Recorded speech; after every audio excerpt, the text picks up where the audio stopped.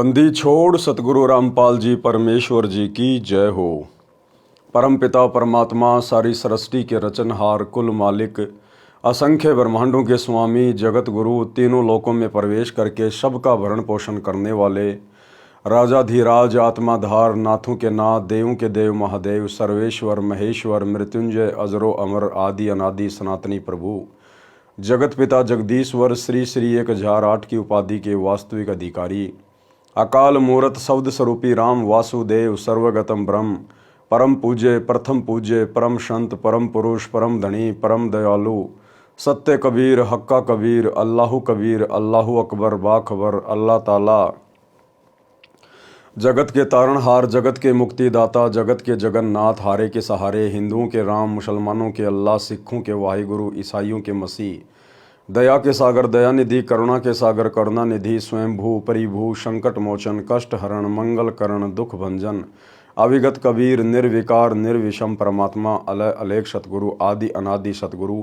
असली मर्यादा पुरुषोत्तम असली राम असली कृष्ण असली घनश्याम असली मुरारी राजाओं के राजा महाराजाओं के महाराजा शहनशाहों के शहनशाह सम्राटों के सम्राट भगवानों के भगवान अल्लाहों के अल्लाह प्रभुओं के प्रभु मसीहाओं के मसीह सच्चे वाहिगुरु बाबाओं के बाबा पीरों के पीर सेठों के सेठ जगत सेठ सावड़सा सेठ सर्वगुण संपन्न अनंत कोटि कलाओं के स्वामी अनंत कोटि ब्रह्मांडों के नायक योगियों में महायोगी ध्यानियों में महाध्यानी सिद्धों में परम सिद्ध ज्ञानियों में तत्व ज्ञानी ब्रह्म ज्ञानी महाज्ञानी परम ज्ञानी सर्वश्रेष्ठ ज्ञानी विज्ञानी युवा कबीर समृत कबीर असमवात अमित ओजा सच्चे रहनुमा करीम अल्लाह शुभान अल्लाह दुनिया के अंतिम पैगंबर 8 सितंबर 1951 से गांव धनाना जिला सोनीपत हरियाणा भारतवर्ष की पावन भूमि पे प्रकट रियल कल की भगवान श्री नारायण साकार हरि श्री बाबा साहेब नूर अनंत परमात्मा संत श्रोमणी सतगुरु रामपाल जी परमेश्वर जी के चरण कमल में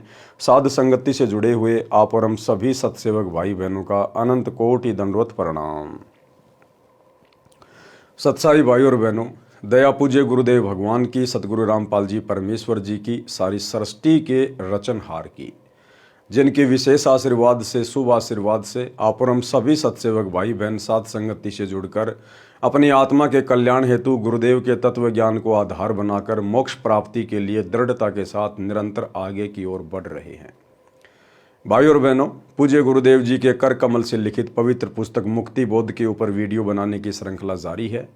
इसी श्रृंखला में आज हमारा ये 30वें नंबर का वीडियो है। प्रत्येक वीडियो में गुरुदेव भगवान के आशीर्वाद से हमें भक्ति मार्ग के विषय में बहुत कुछ नया जानने समझने और सीखने को मिल रहा है, जिसके चलते हमारा आत्मविश्वास हमारी दृढ़ता इस भक्ति मार्ग पर गुरुदेव के चरणों में निरंतर बढ़ती ही जा रही है।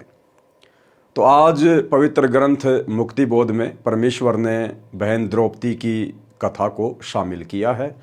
तो सभी भाई बहन पढ़ते हैं पूज्य गुरुदेव जी के कर कमल से लिखित पवित्र पुस्तक मुक्ति बोध से पेज नंबर 500। ग्रीब पीताम्बर को पार कर द्रौपदी दिनी लीर अंधे को पिन कसी धनी कबीर बधाई चीर।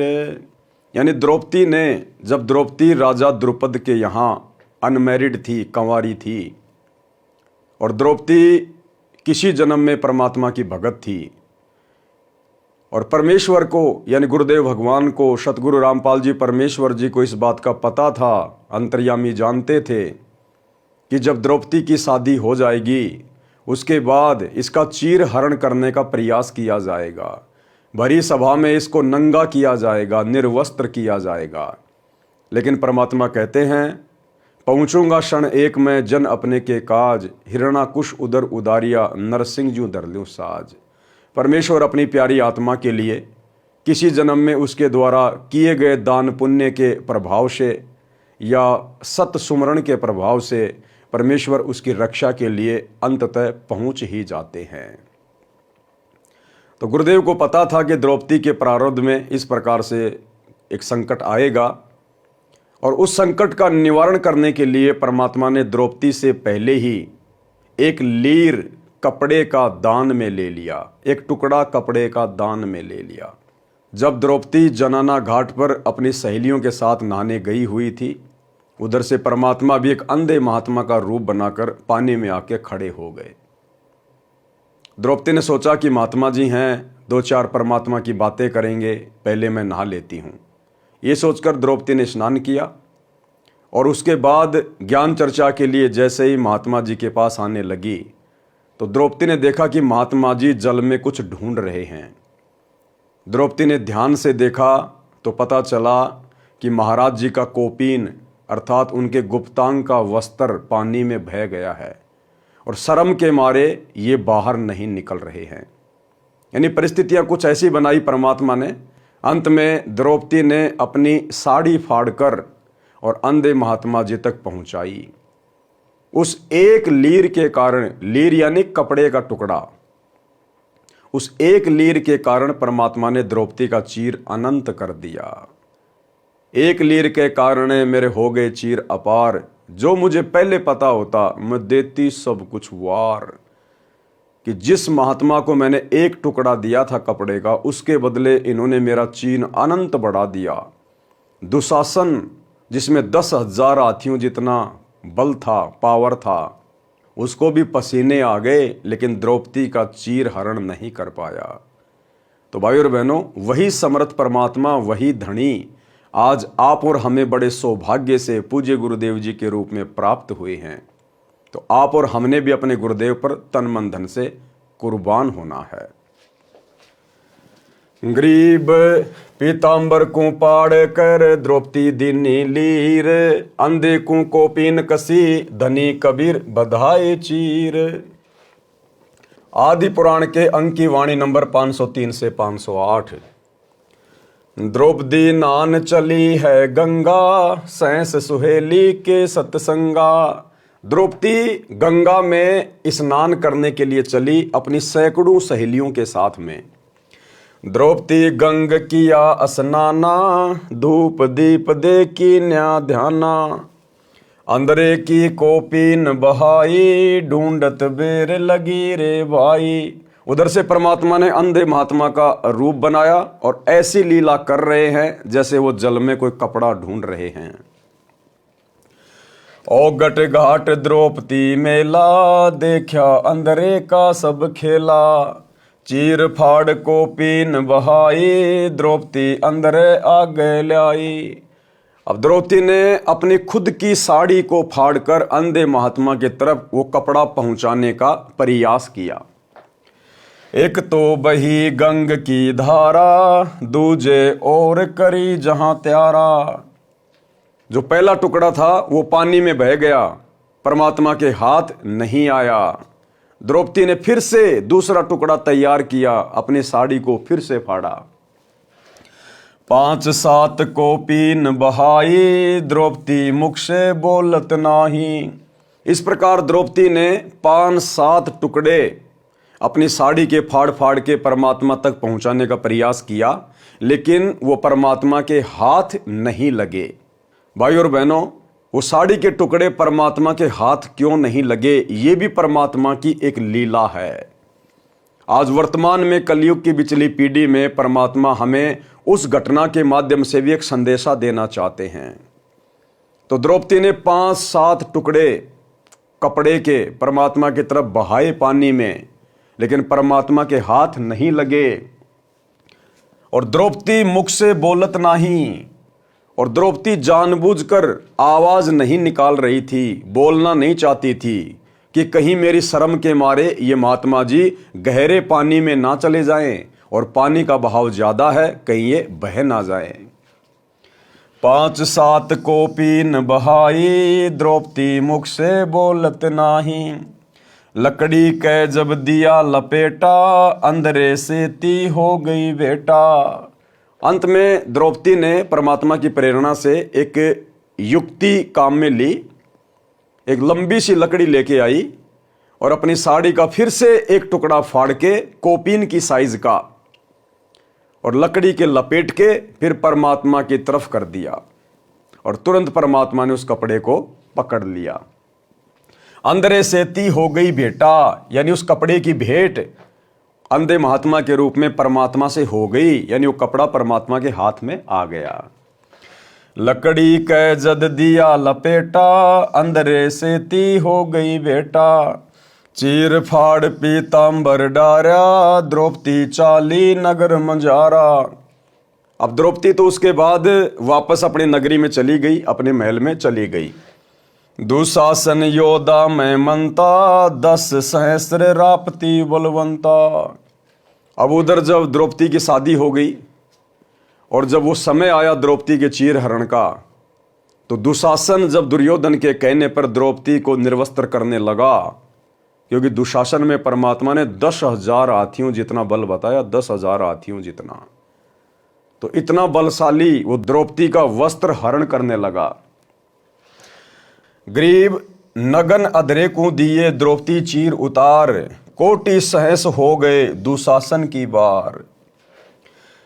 पारक के अंक की वाणी नंबर 1206 तथा आदि पुराण की वाणी नंबर 503-508 का सरलार्थ। राजा द्रौपद की बेटी कृष्णा उर्फ द्रौपदी अपने पिता के घर पर कंवारी थी, यानी द्रौपदी का दूसरा नाम क्या था? कृष्णा। राजा द्रौपद की बेटी कृष्णा उर्फ द्रौपदी अपने पिता के घर पर कंवारी थी। उस नगर के साथ एक नदी बहती थी। राजा द्रौपद ने उस नहर के ऊपर अपनी रानियों तथा बेटी के स्नान के लिए एक पक्का घाट बनवा रखा था। उस घाट के आसपास कोई भी नर नहीं जा सकता था, यानी उस घाट के आसपास नर का जाना वर्जित था। द्रौपदी प्रतिदिन नगर की सैकड़ों सहेलियों को साथ लेकर स्नान करने जाती थी। एक सुबह एक अंधा साधु गलती से उस ओर स्नान करने चला गया। अंधा साधु कौन था? परमात्मा बंदी छोड़ सतगुरु रामपाल जी भगवान। एक सुबह एक अंधा साधु गलती से उस ओर स्नान करने चला गया। उसे पता नहीं था कि यहाँ आसपास कोई जनाना घाट भी है। मालिक तो अंतर्यामी हैं, उन्हें सब कुछ पता था, लेकिन लीला परमात्मा एक अंधे महात्मा की कर रहे थे। उस आधार से गुरुदेव भगवान यहाँ लिख रहे हैं।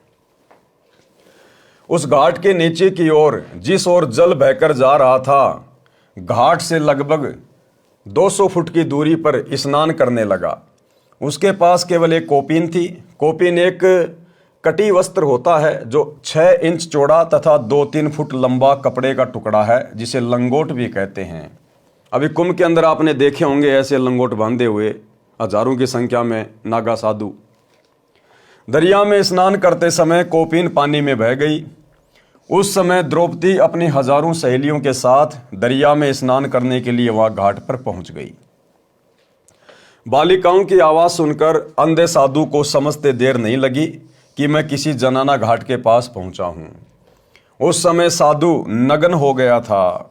शर्म के मारे दरिया के अंदर छाती तक गहरे जल में चला गया तथा पानी पर हाथ मारने लगा कि हो सकता है कोई फटा पुराना कपड़ा जल में बहता हुआ आ जाए।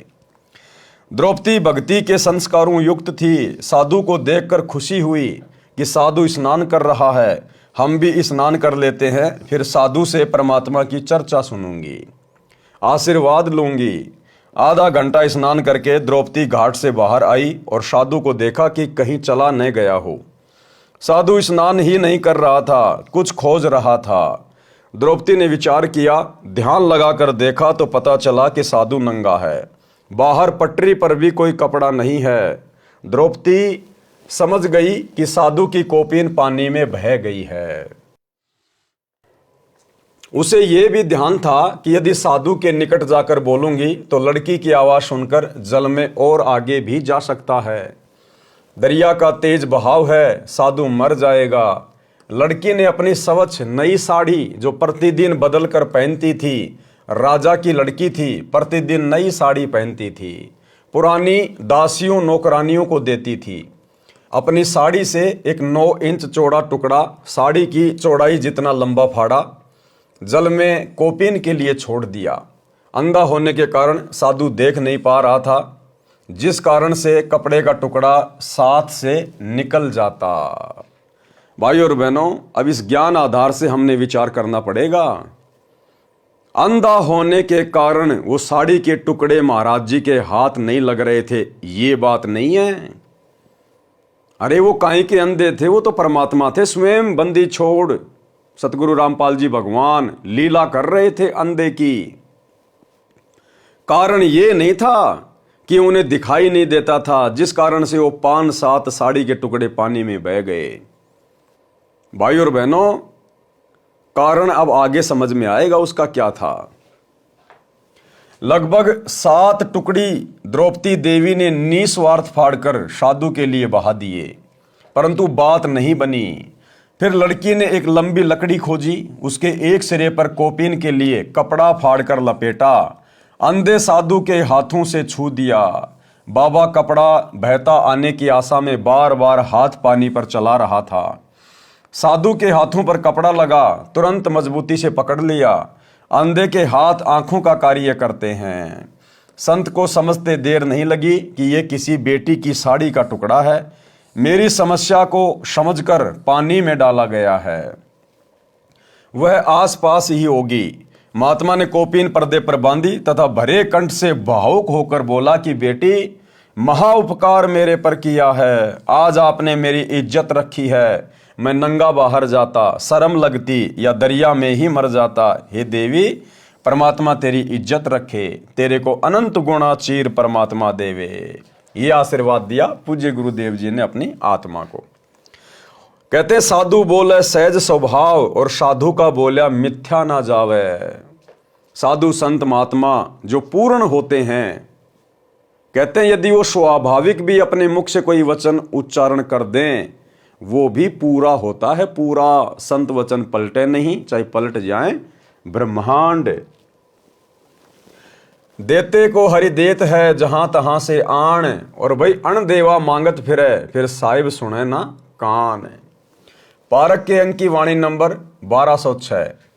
गरीब पीतांबर को पाड़ कर द्रौपदी दीनी लीर, अंधे को कोपीन कसी धनी कबीर बंधाए चीर। सरलार्थ, द्रौपदी ने अपनी साड़ी के कपड़े में से कपड़े का टुकड़ा, यानी उसको लीर कहते हैं, अंधे महात्मा को दान किया था। अंधे महात्मा ने कोपीन कसकर बांधी, धन्य हुआ। धनी कबीर सबके मालिक कबीर जी ने द्रौपदी का चीर बढ़ाया। द्रौपदी कोपीन दान करके आशीर्वाद लेकर अपने नगर में चली गई। आदि पुराण के अंक की वाणी नंबर 509 से 521। दुर्योधन राजा जहां बोले, द्रौपदी नगर करो पट ओले। द्रौपदी तू ही कर टेरी, राखो लाज मुरारी मेरी। जब दुर्योधन ने आदेश दिया दुशासन को कि हम तो अंधे की औलाद हैं, हमें दिखाई थोड़ी देता है, इसको नंगा करो और मेरी जांग पे बैठाओ, उसी समय द्रौपदी ने देखा कि भाई अब मेरी सहायता करने वाला परमात्मा के अलावा कोई नहीं है।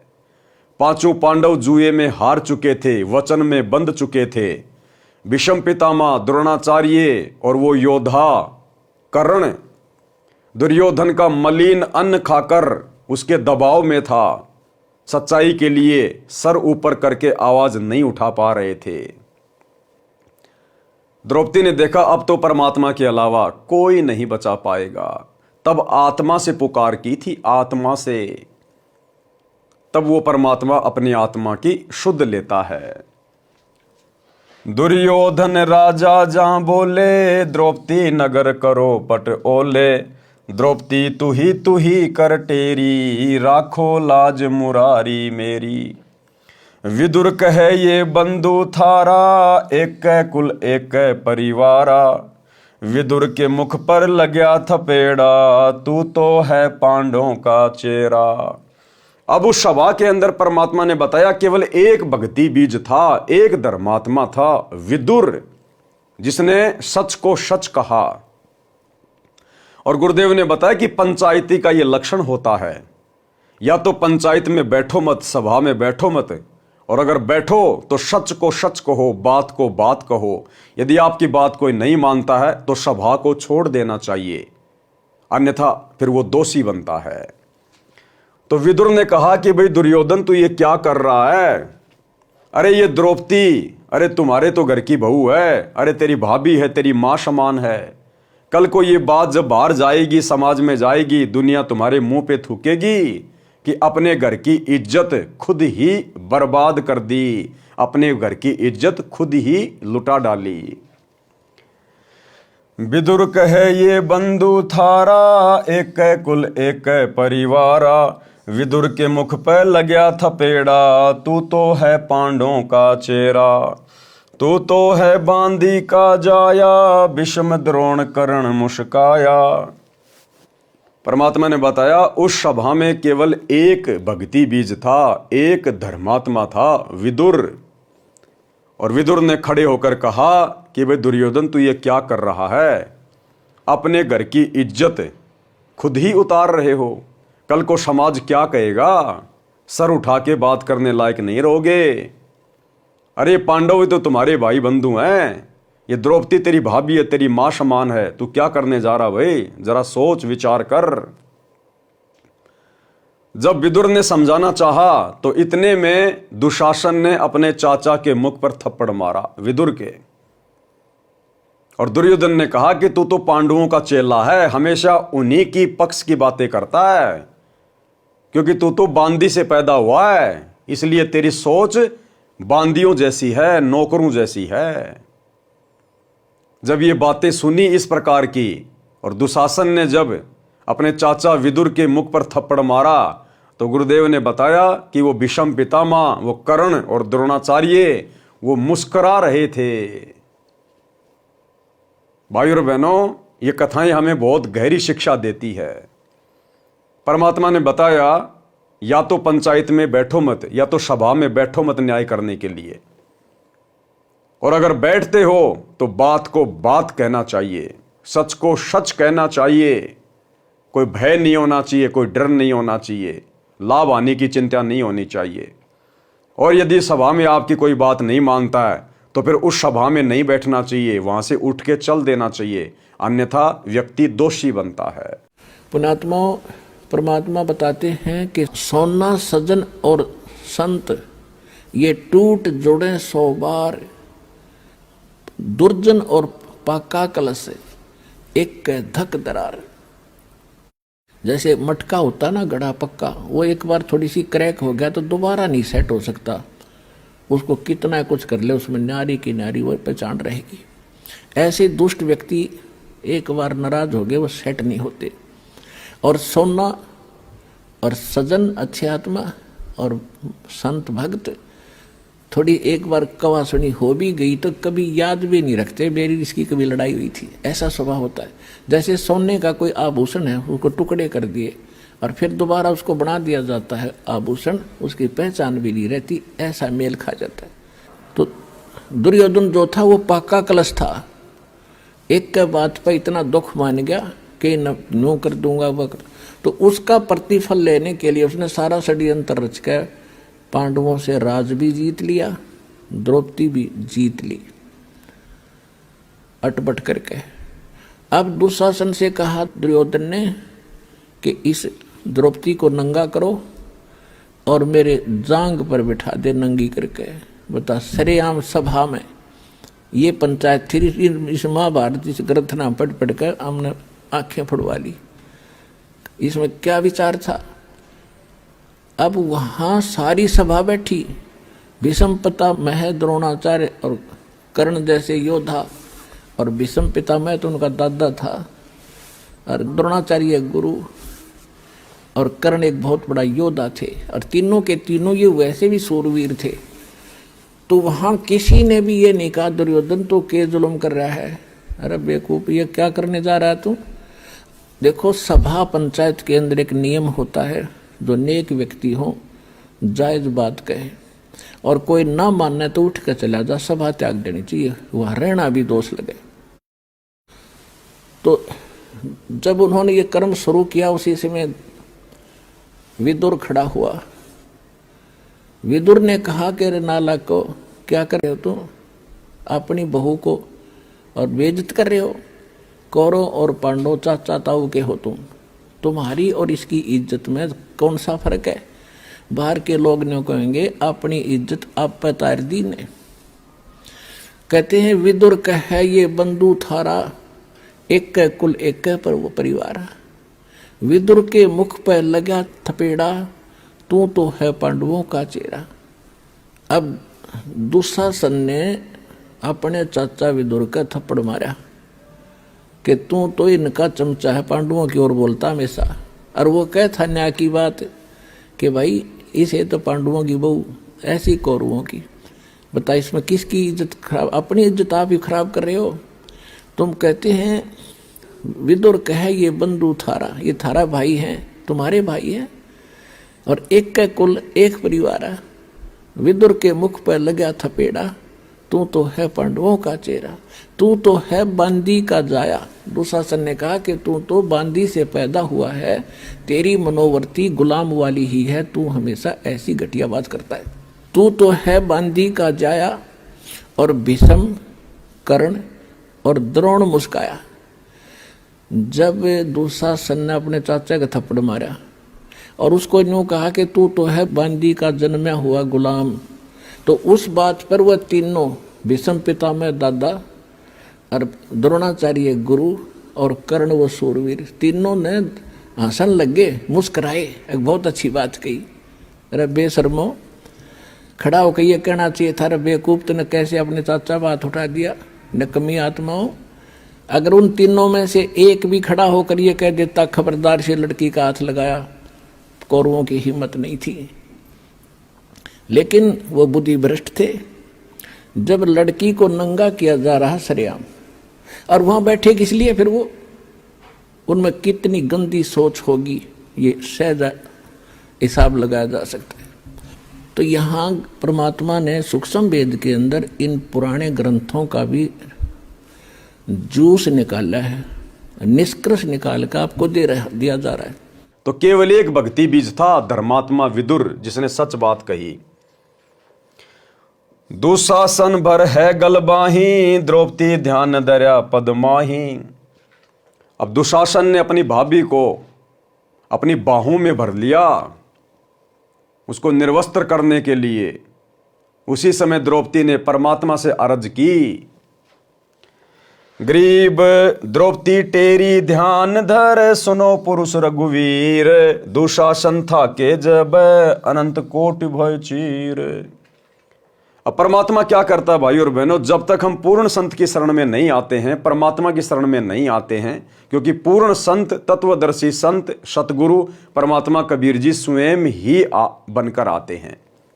तो जब तक हम उस पूर्ण शक्ति की शरण में नहीं आते हैं, और यदि हम अन्य किसी को गुरु बनाकर, अन्य किसी देवी देवता को अपना इष्ट मानकर पूजते रहते हैं, और जिस समय हमारे ऊपर कोई विशेष आपत्ति आती है, कोई संकट आता है, आत्मा से जब हम पुकार करते हैं, तो यदि हमारे पास में थोड़ा बहुत कोई भक्ति धन या कोई संस्कार शेष होता है, तो यही कबीर परमात्मा सतगुरु रामपाल जी भगवान, वो जिसको अपना इष्ट मानता है उस इष्ट रूप में, या जिसको अपना गुरु मानता है उस गुरु रूप में, ये कबीर परमात्मा ही उस भगत की, उस आत्मा की मदद करता है।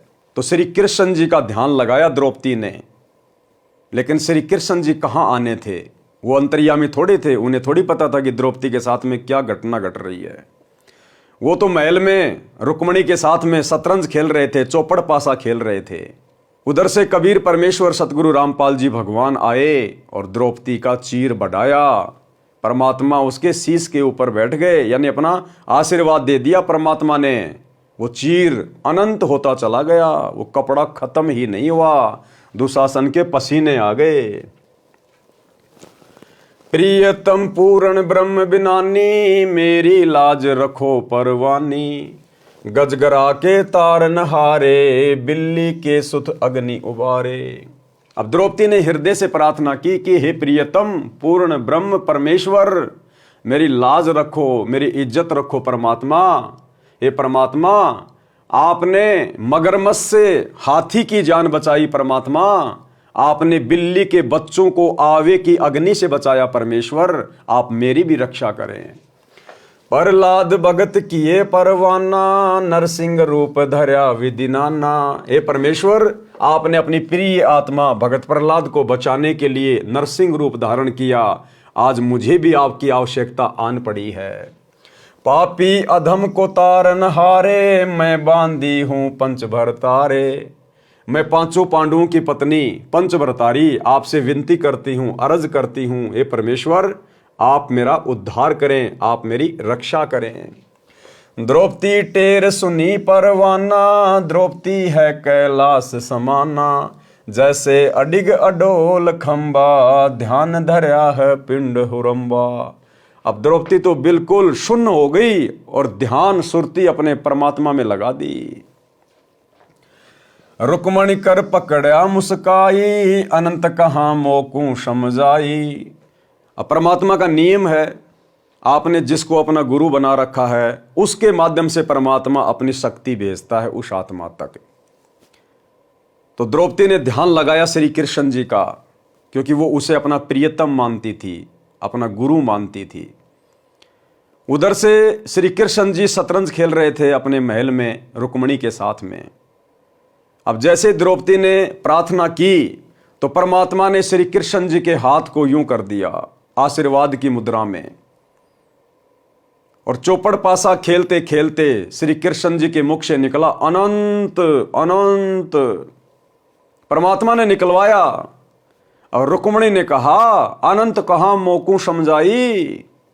आप तो शतरंज खेल रहे हो, इसमें अनंत शब्द नहीं बोला जाता, आपने अनंत शब्द क्यों बोला, मुझे इसका रहस्य समझाइए।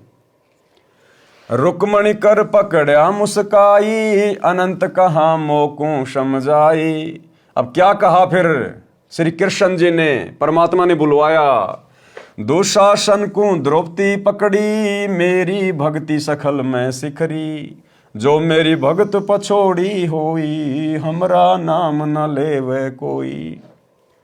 परमात्मा कहते हैं मेरी प्यारी आत्मा द्रौपदी को दुशासन ने पकड़ रखा है, उसकी बेइज्जती करना चाहता है, निर्वस्त्र करना चाहता है। और संसार में यदि मेरा भगत बेइज्जत हो गया, अगर मेरे भक्तों पे आपत्ति आ गई तो फिर मेरा नाम कौन लेगा संसार में। परमात्मा ने श्री कृष्ण जी के मुख से बुलवाया, श्री कृष्ण जी के मुख से, कि दुशासन को द्रौपदी पकड़ी और मेरी भक्ति सखल में सिखरी। और जो मेरा भगत पछोड़ी होई, तो हमरा नाम ना लेवे कोई। दुशासन को द्रौपदी पकड़ी, मेरी भक्ति सखल में सिखरी। जो मेरी भक्ति पछोड़ी होई, हमरा नाम न लेवे कोई। गुरुदेव कहते हैं अगर मेरे भगत पे आपत्ति आ गई, मर्यादा में रहकर भक्ति करने वाले भगत पर, तो मेरा नाम कौन लेगा। तंदेही से पासा डारी, पहुंचे सूक्ष्म रूप मुरारी। अब उधर तो श्री कृष्ण जी अपने शरीर से चौपड़ पासा खेल रहे थे, और उधर से तुरंत परमात्मा सूक्ष्म रूप में पहुंच गए अपनी प्यारी आत्मा के पास में। द्रौपद सुता के चीर बढ़ाए, शंख असंखों पार न पाए। खेचत खेचत खेच कसीसा, सिर पर बैठे हैं जगदीशा। अब वो खींच रहा है दुशासन, पसीने आ गए, थक गया, लेकिन उस चीर का अंत नहीं आया। क्यों? क्योंकि द्रौपदी के शीश पर परमात्मा बैठे थे, जगदीश बैठे थे। जगदीश जगत प्लस ईश, सारे संसार का स्वामी, सारी सृष्टि का स्वामी। शंखों चीर पितांबर जीने, द्रौपदी कारण सायब कीने। शंखों चीर पितांबर डारे, दुशासन से योद्धा हारे। गरीब पंडों से तिद्रोह करी, गए इकोतर वीर। भीष्म द्रोण कर्ण कै, शीस चढ़ी तकसीर। भीष्म द्रोण कर्ण कुल द्रोहा, पंडों से ती पकड़ा लोहा। दुर्योधन की संज्ञा कीनी, वासुदेव की कल्पना चीनी। भीष्म, द्रोणाचार्य और कर्ण, इन्होंने अधर्म का साथ दिया, धर्मात्माओं का साथ नहीं दिया, सत्य का पक्ष नहीं लिया। अंत में उनकी दुर्गति हुई, दुर्गति। आदि पुराण की वाणी नंबर 509 से 521 का सरलार्थ है। धृतराष्ट्र तथा पांडु दो भाई थे। धृतराष्ट्र बड़ा था तथा अंधा था, जिस कारण से छोटे भाई पांडु को राज्य दिया गया। पांडु दिल्ली का राजा बना। धृतराष्ट्र के 101 पुत्र जन्मे, पांडु के 5 पुत्र। पांडु राजा पीलिए का रोगी था, उसकी मृत्यु हो गई। उसके बड़े बेटे युधिष्ठिर को राजा नियुक्त किया गया। धृतराष्ट्र के बड़े पुत्र का नाम दुर्योधन था, उससे छोटे का नाम दुशासन। यहां पर यह बताना अनिवार्य है कि द्रौपदी का विवाह अर्जुन पांडव के साथ हुआ था। पांडव 5 भाई थे, युधिष्ठिर, अर्जुन, ये कुंती रानी से जन्मे थे। पांडव राजा की 2 रानियां थी। माद्री पांडव राजा के साथ सती हो गई थी। तब तक अर्जुन का विवाह द्रौपदी से नहीं हुआ था। जब स्वयंवर में मछली की आंख में तीर मारकर अर्जुन ने द्रौपदी के विवाह की शर्त पूरी कर दी थी, तो राजा द्रौपद ने अपनी बेटी द्रौपदी का विवाह अर्जुन से कर दिया। उस समय स्वयंवर में 5 पांडव गए थे। जब द्रौपदी को लेकर 5 पांडव घर आए तो कुंती माता महल के अंदर थी, दरवाजा बंद था। युधिष्ठिर ने आवाज लगाई, माता जी दरवाजा खोलो, आपके 5 पुत्र आए हैं, एक अनमोल वस्तु लाए हैं। माता कुंती ने अंदर से ही कह दिया कि उस वस्तु को 5 बांट लो। जब कुंती ने बाहर आकर देखा तो एक बहू लाए हैं। माता ने कहा कि बेटा, माता के वचन का पालन करना होगा, ये तुम 5 की पत्नी हो रहेगी। अब ये था महाभारत का ज्ञान। अरे अगर गलती से कह भी दिया कि इस वस्तु को आपस में बांट लो, तो चलो खाने पीने की वस्तु होती तो आपस में बांट लेते। जब बाद में देखा कि भाई ये तो वस्तु नहीं, ये तो एक लड़की है, बहू लाए हैं, तो बोल देती कि कोई बात नहीं बेटा, मैंने बिना सोचे समझे बोल दिया, परमात्मा मुझे माफ करे, कोई बात नहीं बेटा। लेकिन भाई और बहनों, काल ने ये कहानी इसी प्रकार से घटित करवानी थी। राजा युधिष्ठिर ने एक अति सुंदर महल पूर्ण रूप से ग्लास का बनवाया था, यानी शीशे का बनवाया था। एक दिन द्रौपदी सिर पर घड़ा लेकर प्रतिदिन की तरह तालाब से पीने का पानी लेकर घर पर आई थी। उसी समय दुर्योधन भी पांडवों के शीश महल को देखने के लिए आया, तो उसकी टक्कर शीशे की दीवार से हो गई, क्योंकि पता नहीं लगता था कि आगे खाली स्थान है या दीवार है। टक्कर लगने से दुर्योधन धड़ाम से गिरा। द्रौपदी जोर जोर से हंसी तथा व्यंग किया कि अंधे की संतान अंधी ही होती है। इस बात का दुर्योधन ने बहुत दुख माना तथा प्रतिशोध लेने का अवसर तलाशने लगा। गुरुदेव भगवान कहते हैं कि तीर कमान से और बात जुबान से एक बार निकलने के बाद वापस नहीं आती है, इसलिए भक्तों ने बहुत सोच समझ के अपनी जुबान से शब्द निकालने चाहिए।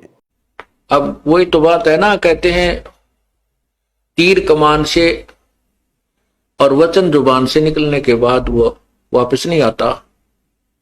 तो सोच समझ कर हमने हर क्रिया बोल चाल करनी चाहिए। भाई और बहनों, ये द्रौपदी की गलती थी, क्योंकि द्रौपदी कालवश थी। काल ने इस घटना को इसी प्रकार से घटित करवाना था द्रौपदी के माध्यम से।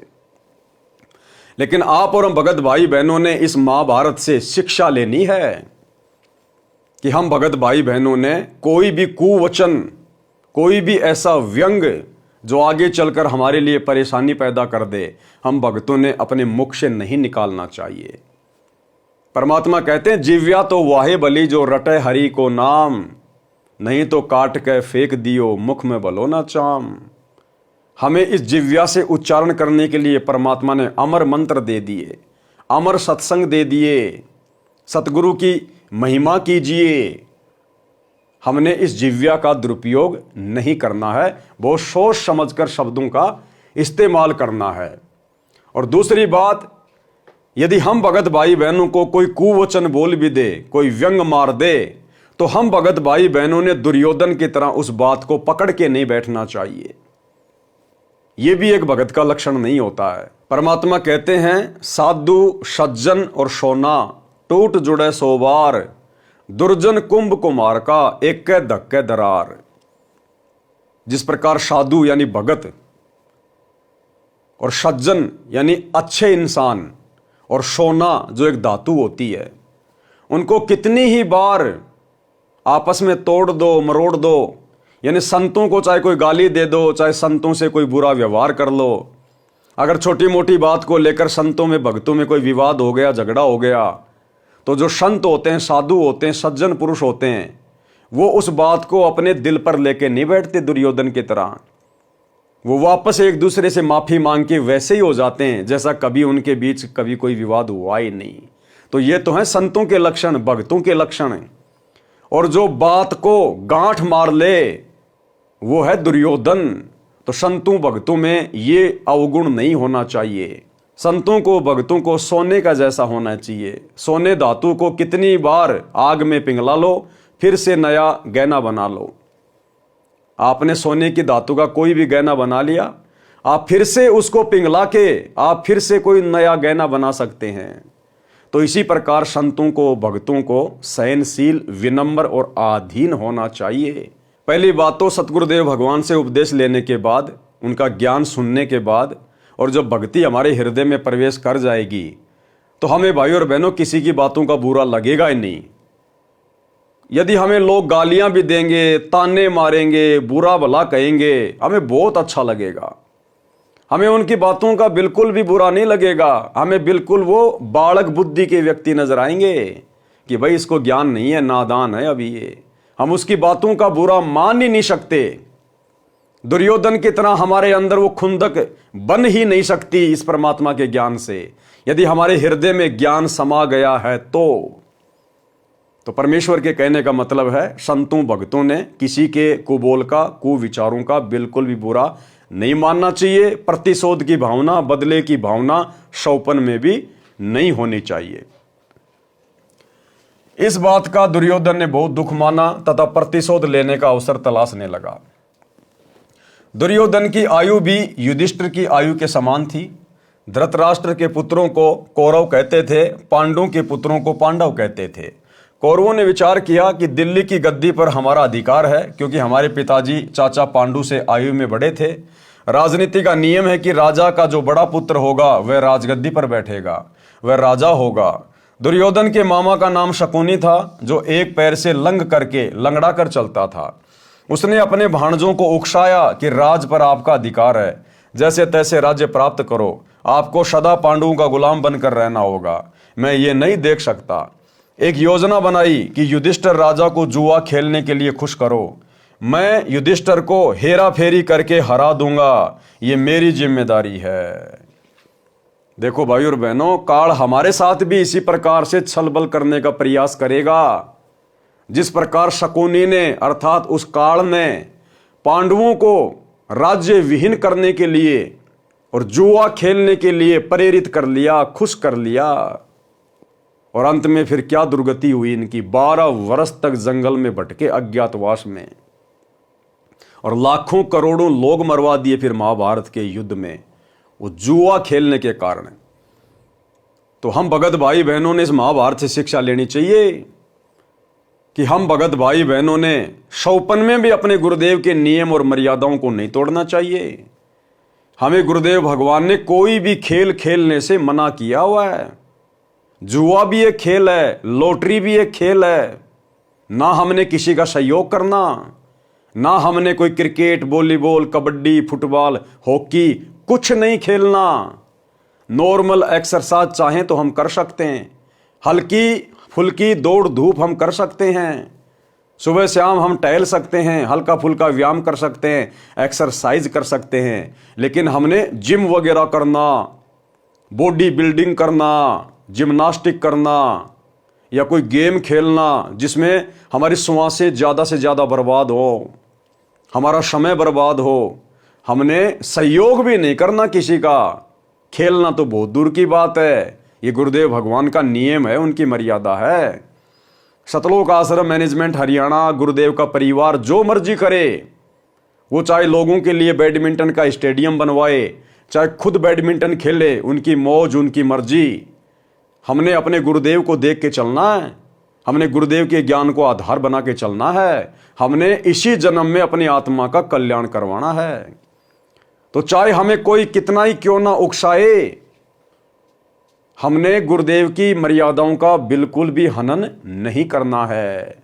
एक योजना बनाई कि युधिष्ठिर राजा को जुआ खेलने के लिए खुश करो, मैं युधिष्ठिर को हेरा फेरी करके हरा दूंगा, ये मेरी जिम्मेदारी है।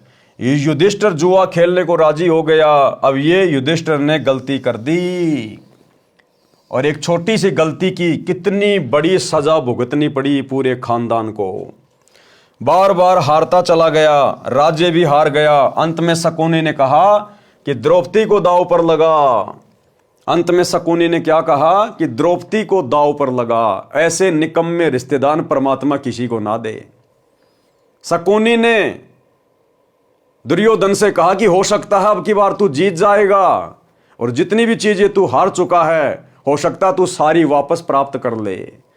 उसको बांस पे चढ़ा दिया, और अंत में युधिष्ठिर ने, जिसको धर्मपुत्र कहा जाता है, उसने अपनी औरत को भी दांव पे लगा दिया, औरत को भी। ये है महाभारत के उन पात्रों का चरित्र, घटिया चरित्र, गिरा हुआ चरित्र। आम समाज में आम व्यक्ति भी ऐसी गिरी से गिरी हरकत नहीं कर सकता। अपनी औरत को, अपने घर की इज्जत को जुए में नहीं लगा सकता, दांव में नहीं लगा सकता। और बिना इस तत्व ज्ञान के, बिना सतगुरु के ज्ञान के, हम जिस महाभारत को बड़े शौक से देखा करते थे, बड़े सम्मान के साथ हम भीष्म पितामह, कर्ण, द्रोणाचार्य का नाम लिया करते थे, आज गुरुदेव के ज्ञान से समझ में आया, इन लोगों से गिरा हुआ घटिया चरित्र तो संसार में किसी का था ही नहीं। तो भाई और बहनों, हमने इन कथाओं से शिक्षा लेनी है, शिक्षा। हमने स्वयं भी नेक नीति से चलना है और दूसरों को भी नेक नीति से, बिना किसी व्यवधान के अपना जीवन जीने देना है।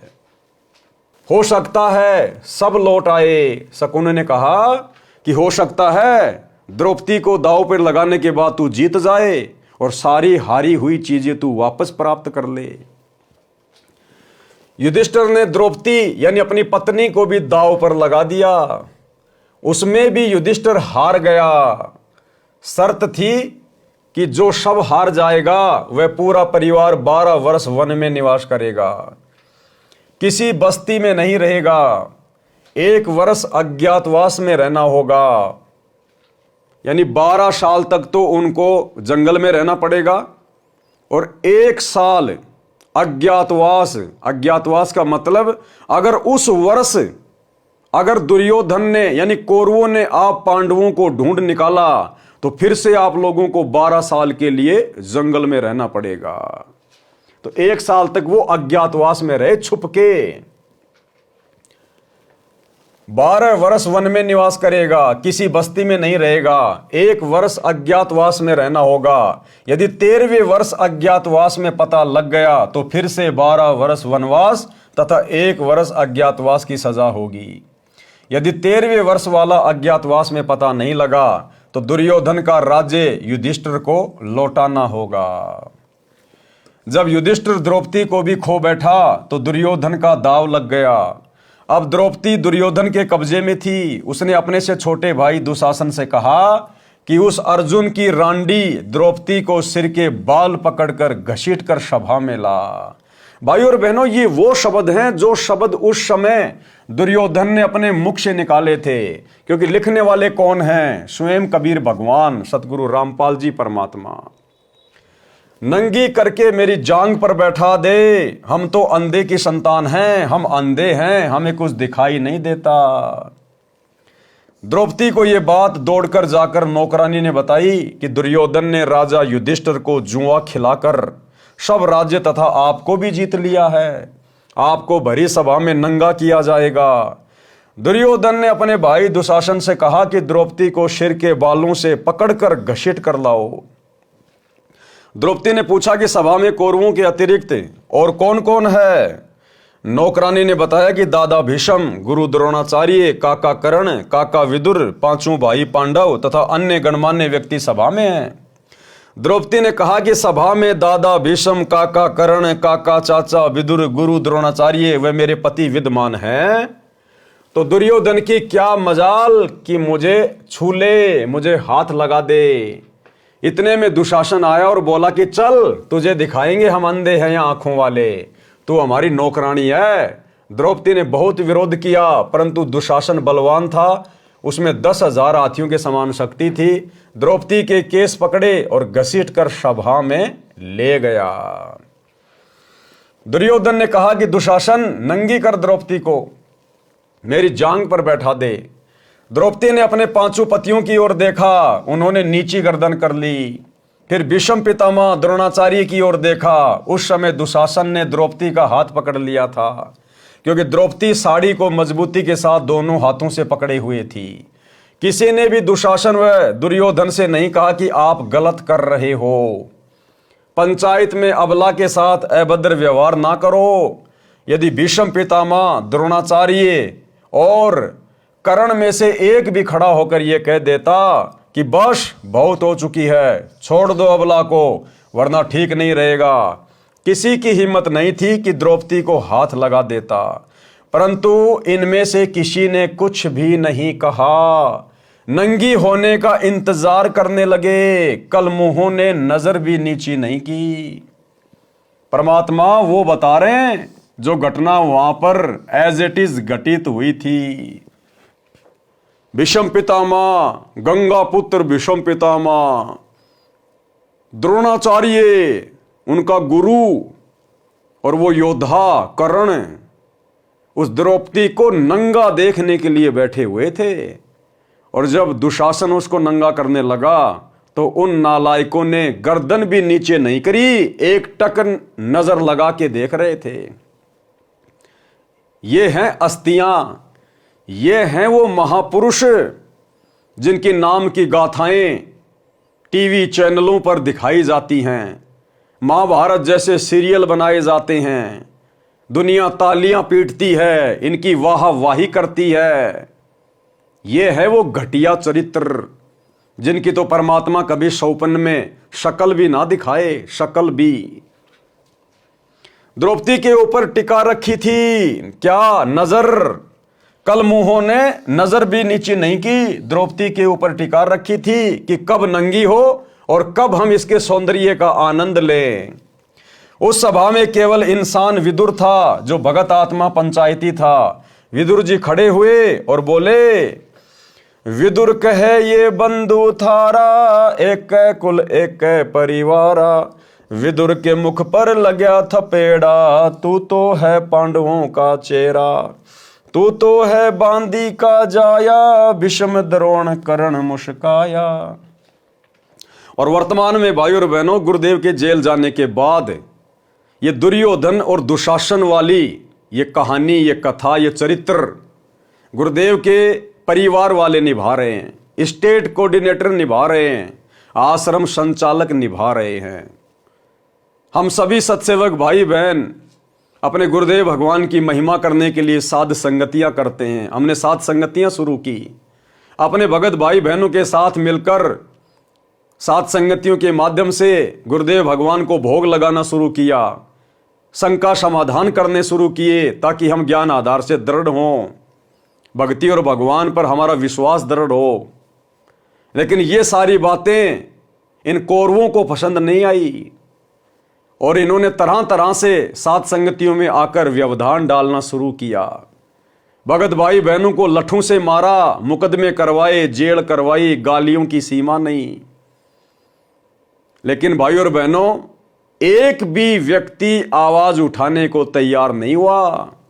कोई भी स्टेट कोऑर्डिनेटर, कोई भी आश्रम संचालक, एक भी व्यक्ति, सब के सब नंगा नाच देख रहे हैं, नंगा नाच।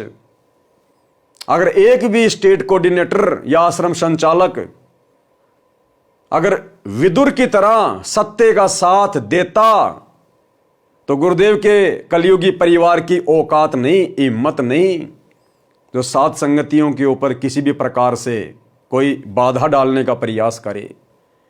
लेकिन किसी भी महापुरुष ने आवाज नहीं उठाई, एक भी स्टेट कोऑर्डिनेटर ने। तो अंत में इनके साथ क्या होगा? वही होगा जो महाभारत के उन नालायक लोगों के साथ में हुआ, भीष्म कर्ण द्रोणाचार्य के साथ में हुआ, दुशासन के साथ हुआ।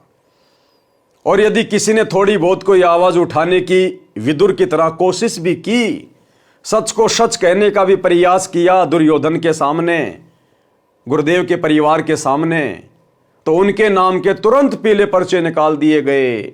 जैसे दुशासन ने तुरंत थप्पड़ मार दिया और कहा तू तो है बांदी का जाया। तो वर्तमान में अगर कोई सच का साथ देने का प्रयास भी करता है, थोड़ी बहुत कोई हिम्मत भी करता है, तो तुरंत उसके नाम के पीले पर्चे निकाल दिए जाते हैं, गुरुद्रोही घोषित कर दिया जाता है। तो सेम टू सेम महाभारत वाली स्टोरी वर्तमान में सतसेवक और शतलोक आश्रम मैनेजमेंट हरियाणा के बीच में घटित हो रही है। भाई सत्य की जीत वहां हुई थी और सत्य की जीत यहां भी होगी। विदुर कहे ये बंधु थारा, एक कुल एक परिवारा। विदुर के मुख पर लग्या थपेड़ा, तू तो है पांडवों का चेहरा, तू तो है बांदी का जाया, भीष्म द्रोण कर्ण मुस्काया। अर्थात विदुर जी ने कहा कि हे दुर्योधन, आप अपनी बेइज्जती आप ही कर रहे हो। पांडव आपके चचेरे भाई हैं, आपकी और इनकी इज्जत एक है, एक कुल है, एक परिवार है, ऐसा गलत कर्म ना करो। दुर्योधन ने कहा कि हे दुशासन, विदुर को थप्पड़ मार, यह सदा से पांडवों का पक्ष लेता है। दुशासन ने अपने चाचा विदुर के मुख पर थप्पड़ मारा और बोला कि तू तो पांडवों का चेला है, उनका गुलाम है, तू तो बांदी यानी नौकरानी से जन्मा है।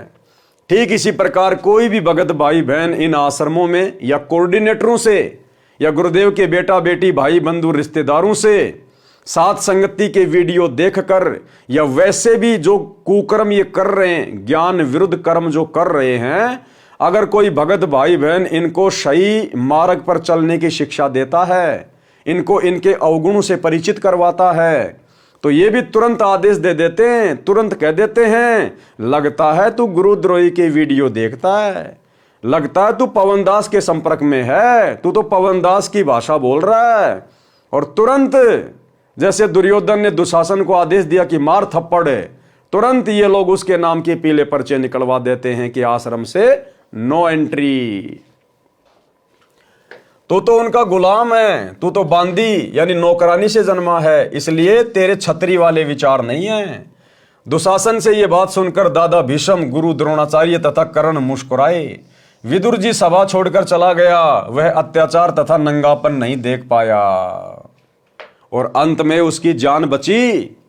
अंत में परमात्मा ने विदुर को बचाया, परमात्मा ने विदुर में प्रेरणा करके तीर्थों की यात्रा पे भेज दिया, महाभारत के युद्ध के बाद में आया। एक सच्चे पंचायती का कर्तव्य बनता है कि वह सभा में सत्य का पक्ष ले। यदि कोई नहीं मानता है तो सभा छोड़कर चला जाए। लेकिन भाई सतलोक आश्रम मैनेजमेंट हरियाणा की सभा लोग नहीं छोड़ रहे, बिल्कुल अधर्म के पाड़े में हैं, झूठ के पाड़े में बैठे हैं। क्यों नहीं छोड़ पा रहे ये कोऑर्डिनेटर? क्यों? क्योंकि सतलोक आश्रम मैनेजमेंट हरियाणा का मलिन अन्न खाकर इनकी बुद्धि भ्रष्ट हो चुकी है। सच क्या है, झूठ क्या है, इनको सब पता है। मुझ पवन दास के वीडियो सबसे पहले यदि कोई देखता है तो कोऑर्डिनेटर, गुरुजी का परिवार। उसके बावजूद भी ये लोग जानबूझकर सांची तजकर बैठे हैं। अंत में क्या होगा इनके साथ में? विदुर जी ने कर्तव्य पूरा किया। जब द्रौपदी ने देखा कि मैं जिनको अपना संरक्षक मानती थी, जिन बड़े बुजुर्गों पर विश्वास करती थी कि ये कभी अबला को नंगा नहीं होने देंगे, ये मेरी भूल थी। अपना तो परमात्मा है। कौन है? परमात्मा। ठीक इसी प्रकार भाई और बहनों, हमने भी शिक्षा लेनी है। सतगुरुदेव भगवान के अलावा, इस परमात्मा के अलावा हम आत्माओं का कोई भी संरक्षक नहीं है, हमारा कोई भी रक्षक नहीं है। गुरुदेव भगवान हमें बार बार कहते हैं कि बच्चों, इस मार्ग में आने के बाद आपने हर प्रकार से अपने गुरुजी के प्रति समर्पित रहना होगा। आपने किसी से कोई उम्मीद नहीं करनी, कोई आशा नहीं करनी। अगर उंगली के चोट भी लग जाए तो भी अपने गुरुजी पर आश्रित रहना है। भले ही उसका माध्यम कोई डॉक्टर बने, कोई जो है मेडिसिन बने, लेकिन आपने अपने गुरुजी से ही अरदास करनी है कि ठीक करेंगे तो मेरे गुरुजी करेंगे। हमने इस कदर समर्पित होना अपने गुरुजी पर। हमारे ऊपर चाहे कैसी भी आपत्ति आओ, कैसी भी परेशानी आओ, कैसी भी समस्या हो, हमने अपने रिश्तेदारों से, यार दोस्तों से, हमने किसी से मदद की कोई इच्छा करनी नहीं है, कोई उम्मीद लगानी नहीं है। हम पतिव्रता पद की भक्ति कर रहे हैं और एक पतिव्रता औरत हर मुसीबत में केवल अपने पति का सहारा तकती है, किसी अन्य का नहीं। तो भले हमारे साथ में कुछ भी बीते, कुछ भी हो, कितनी बड़ी हानि होती दिखाई दे, परमात्मा कहते हैं विश्वास रखना अपने गुरुदेव भगवान पर। वो आपत्ति ऐसे टल जाएगी जैसे हवा चलने से बादल दूर दूर भाग जाते हैं। तो भाई और बहनों, हमने इस कथा से शिक्षा लेनी है। केवल अपने गुरुजी से हमने और किसी से कोई उम्मीद नहीं लगानी है। जिन बड़े बुजुर्गों पर विश्वास करती थी कि ये कभी अबला को नंगा नहीं होने देंगे, ये मेरी भूल थी। अपना तो परमात्मा है। द्रौपदी श्री कृष्ण को गुरु बनाए हुए थी। आपत्ति में गुरुजी को याद किया जाता है। आपत्ति में किसको याद किया जाता है? गुरुजी को। शिक्षा दे रहे परमात्मा कि आप भक्तों पर यदि कभी कोई आपत्ति आ जाए, पहली बात तो शत भक्ति मर्यादा में रहकर करने वाले भगत भाई बहनों पर आपत्ति परमात्मा आने नहीं देता। और फिर भी यदि कोई आपत्ति आ जाए तो परमात्मा कहते हैं कि वो तुम्हारी परीक्षा होगी। गुरु तुम्हें चेक करेगा कि तुम अपने गुरुजी पर आश्रित होना सीखे या नहीं सीखे। तो आपत्ति के समय गुरुजी को याद किया जाता है। गुरुजी कौन? परमात्मा। गुरु में आध्यात्मिक इंटरनेट लग जाता है, उसके माध्यम से भगत की पुकार परमात्मा के पास जाती है। हमारे तो गुरु भी यही और हमारे तो परमात्मा भी यही। घर की घर में इंटरनेट लगा हुआ है। परमात्मा उस कॉल को धर्मराज के पास डाइवर्ट कर देता है। धर्मराज उस जीवात्मा का पुण्य देखता है, उस पुण्य को परमात्मा के पास तुरंत ईमेल कर देता है। परमात्मा देखता है कि इसके कौन से धर्म कर्म या भक्ति के कारण साधक का संकट निवारण किया जा सकता है। उस आत्मा द्रौपदी के खाते में अंधे महात्मा को दिए गए लीर यानी छोटा सा कपड़े का टुकड़ा, उसके प्रतिफल में सहायता करनी बनती है। उसी समय कबीर परमेश्वर जी सूक्ष्म रूप में द्रौपदी के सिर पर कमल के फूल पर विराजमान हो गए। कौन? कबीर परमेश्वर सतगुरु रामपाल जी भगवान। उस समय श्री कृष्ण जी तो द्वारिका में अपनी पत्नी रुक्मणी के साथ चौपड़ खेल रहे थे। श्री कृष्ण जी चौपड़ पासे डालकर अचानक बोले अनंत, और ऊपर को हाथ उठा लिया आशीर्वाद की मुद्रा में। यह परमात्मा कबीर जी ने रिमोट से बुलवाया था। गुरु के माध्यम से परमात्मा की शक्ति संकट वाले साधक के पास जाती है। पासे डालकर बोलना तो चाहिए था कच्चे 12 या पक्के 18, परंतु बोलने लगे अनंत अनंत।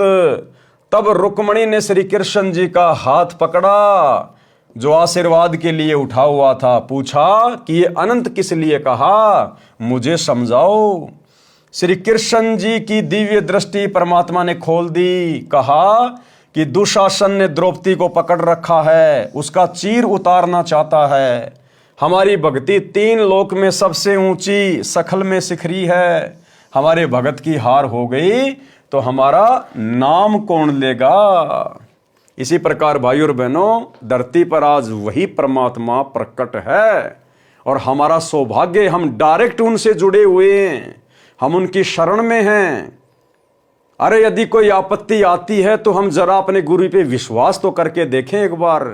परमात्मा यही तो चाहते हैं कि बच्चों आने दो आपत्ति, देखते हैं आपत्ति बड़ी है या तुम्हारा गुरु बड़ा है। तुम एक बार विश्वास तो करके देखो अपने गुरु पर, अपने भगवान पर, तेरी आपत्ति का समाधान करता है या नहीं करता है। गुरुदेव भगवान कहते हैं जय हमरा भक्त पछोड़ी होई तो हमरा नाम ना लेवे कोई।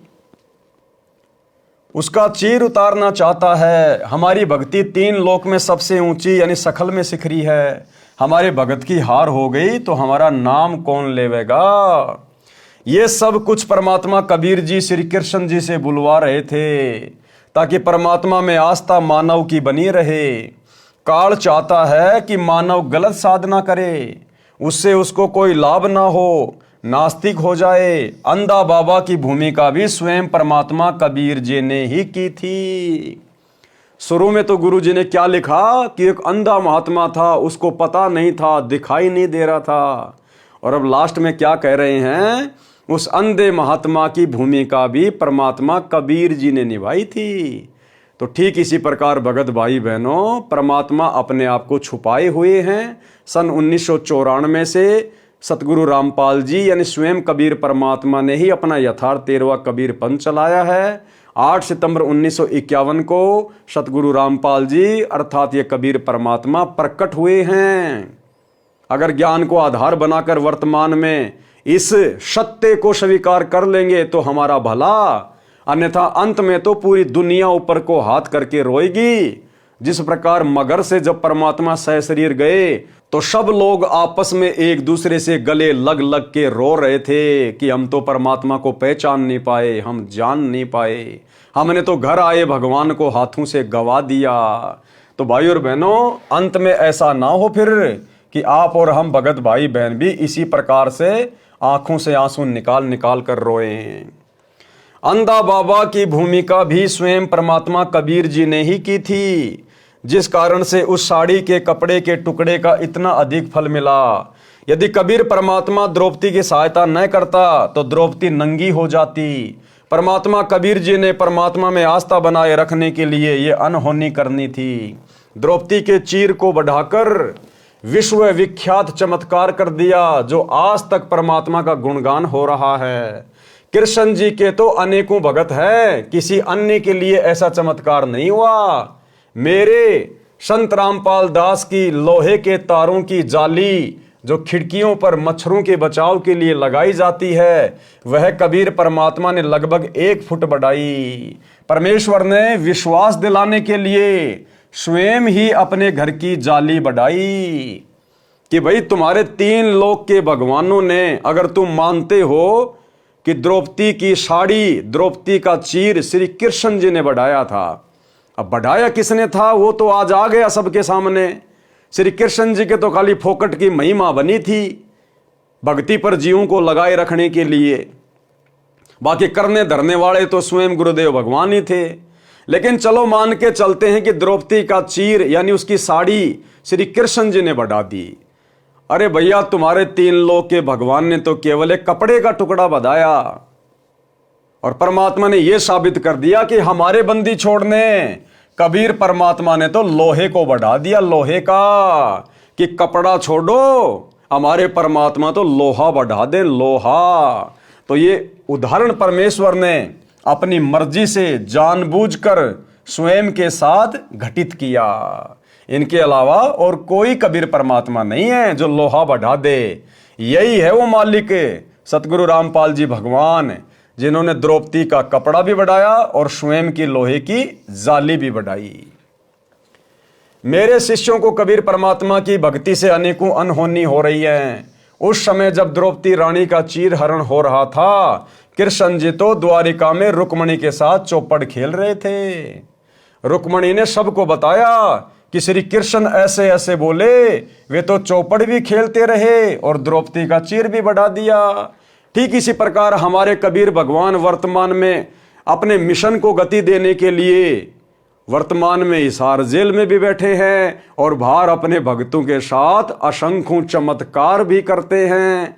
रोजाना प्रतिदिन अपने सत्सेवक बच्चों के घरों पर उनको आशीर्वाद देने के लिए, भोजन भंडारा ग्रहण करने के लिए भी आते हैं। और जरा सी आपत्ति आती है तो परमात्मा तुरंत शब्द रूप में सामने खड़े हो जाते हैं। ये वो परमात्मा है।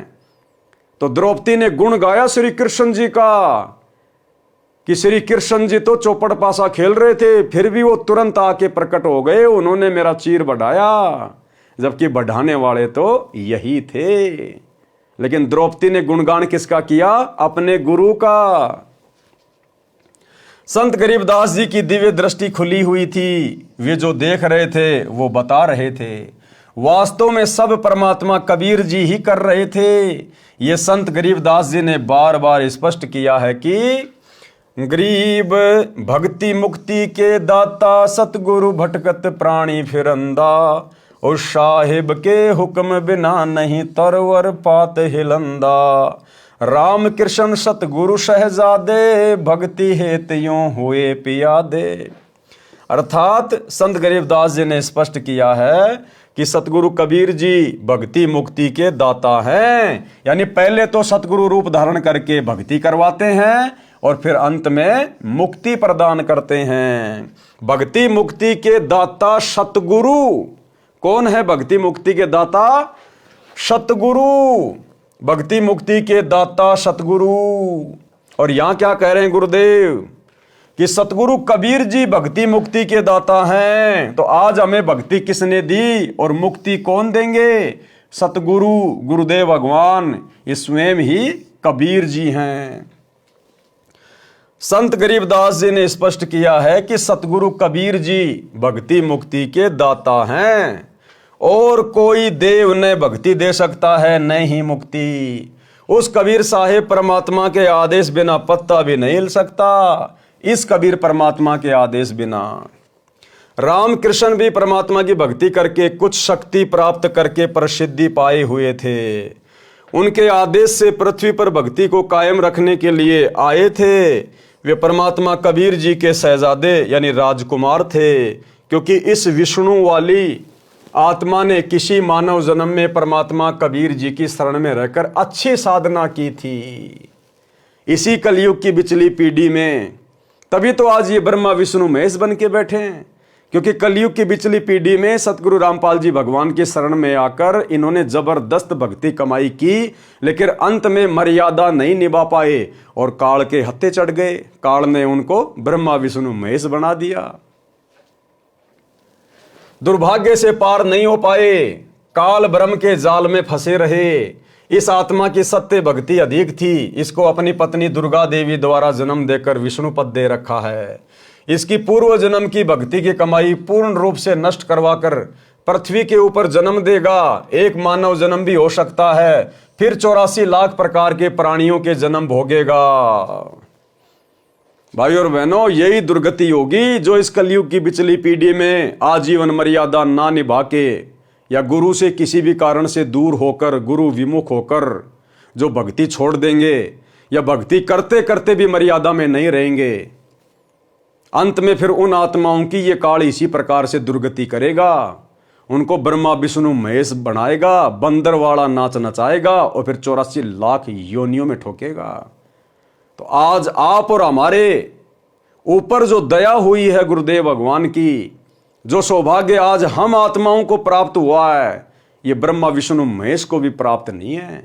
इसलिए गुरुदेव बार बार कहते हैं कि ये ब्रह्मा विष्णु महेश भी तुम्हारे पाशिंग नहीं है। किस्मत के मामले में, भाग्य के मामले में जो अनमोल वस्तु आज तुम प्राप्त कर सकते हो मनुष्य योनि में, इस कलयुग की बिचली पीढ़ी में, इस ब्रह्मा विष्णु महेश को तो असंख्य युगों तक भी ये अनमोल वस्तु प्राप्त नहीं होने वाली। तो भाई और बहनों, हमारा अंतिम दाव है, अंतिम दाव। और यदि अब की बार हमने बाजी मार ली तो भाई और बहनों अखंड सुख देगा परमात्मा सतलोक में, अखंड सुख। प्रसंग द्रौपदी के चीर हरण का चल रहा है। श्री कृष्ण जी तो द्वारिका में चौपड़ खेल रहा था। परमात्मा कबीर यानी मुरारी, पापों के शत्रु, मुरारी यानी पापों के शत्रु, मुरा प्लस अरी, मुरा मानी पाप कर्म, अरी मानी उनका शत्रु, उनका दुश्मन जो पाप कर्मों का नाश कर दे, पापों का शत्रु। तो असल में मुरारी श्री कृष्ण जी नहीं है। श्री कृष्ण जी तो खुद के पाप कर्म नहीं काट पाया, दुनिया के कहां से काट देगा, ये असल में मुरारी नहीं है। त्रेता युग में धोखे से पेड़ की ओट लेकर बाली को मारा था, उस पाप का बदला द्वापर में श्री कृष्ण बनकर भोगा। पैर में जहरीला तीर खाया, तड़प तड़प के मौत हुई, बाली वाली आत्मा ने तीर मारा। वो श्री कृष्ण खुद का पाप कर्म नहीं काट पाया, वो भला कैसे मुरारी हो सकता है। असल में मुरारी है कबीर परमात्मा, सतगुरु रामपाल जी भगवान, बंदी छोड़। परमात्मा कबीर मुरारी, पापों के शत्रु, द्रौपदी के सिर पर सूक्ष्म रूप में विराजमान हुए।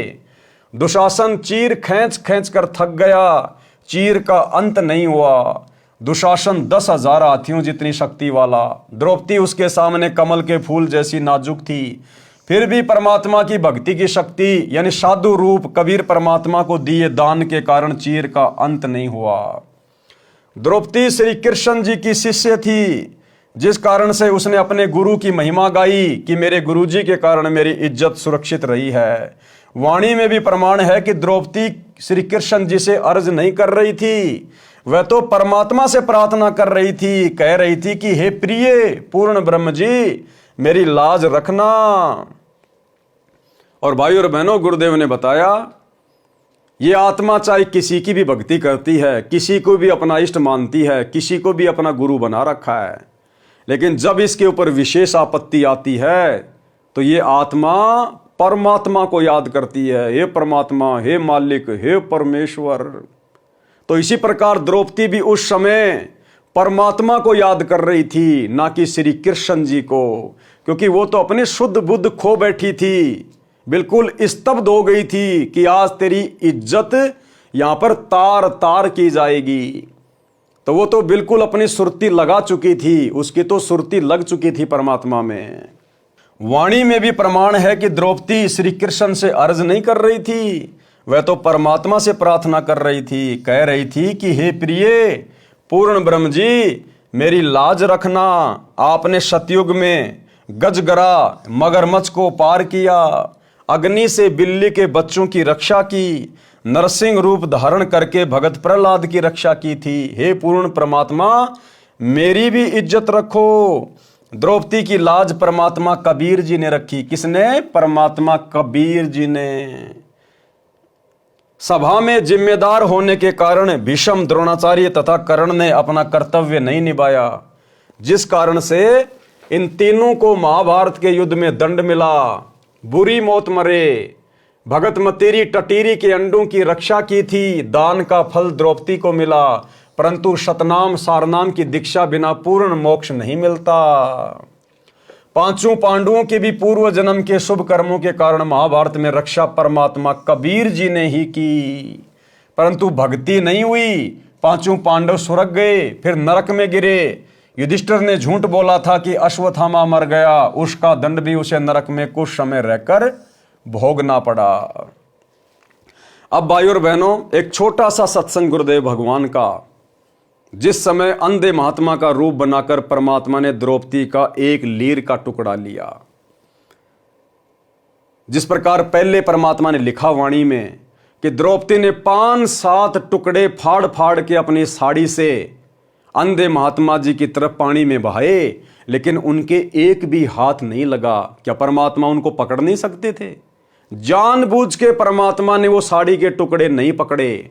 अंत में जो टुकड़ा द्रौपदी ने एक लंबी सी लकड़ी में बांध के और अंधे महात्मा के हाथ के पास किया, उसके हाथ को छुआ।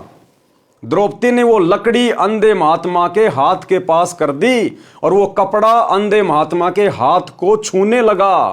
तब अंधे महात्मा ने उसको पकड़ा और उस एक साड़ी के टुकड़े के कारण जो उस अंधे महात्मा के हाथ लगा था, केवल उस एक टुकड़े के प्रतिफल में परमात्मा ने द्रौपदी का चीर अनंत बढ़ाया। अरे द्रौपदी ने तो बाकी टुकड़े भी साड़ी के फाड़ के फेंके थे, वो भी तो दान था, वो भी तो कपड़ा ही था, लेकिन उन 5-7 साड़ी के टुकड़ों के प्रतिफल में परमात्मा ने द्रौपदी का चीर नहीं बढ़ाया, जबकि वो भी दान ही था, केवल उस एक टुकड़े के कारण, क्योंकि वो टुकड़ा परमात्मा के हाथ में लगा। इसी प्रकार भाई और बहनों, वर्तमान में परमात्मा हमें शिक्षा देते हैं, गुरु बिन माला फेरते, गुरु बिन देते दान, और गुरु बिन दोनों निष्फल है, चाहे पूछो वेद पुराण। जानबूझ के परमात्मा ने वो उदाहरण पेश किया 5-7 साड़ी के टुकड़ों को ना पकड़ने का, केवल एक टुकड़ा हाथ लगा, उसी के प्रतिफल में द्रौपदी की साड़ी बढ़ाई। ठीक इसी प्रकार वर्तमान में परमात्मा हम भगत भाई बहनों को शिक्षा देना चाह रहे हैं इस कथा के माध्यम से, क्योंकि सतगुरु हमेशा संकेत करेगा और संकेतों की भाषा शिष्य ने समझनी पड़ेगी कि शब्द सैन सतगुरु की पहचान है, पावे अटल सुहागरे।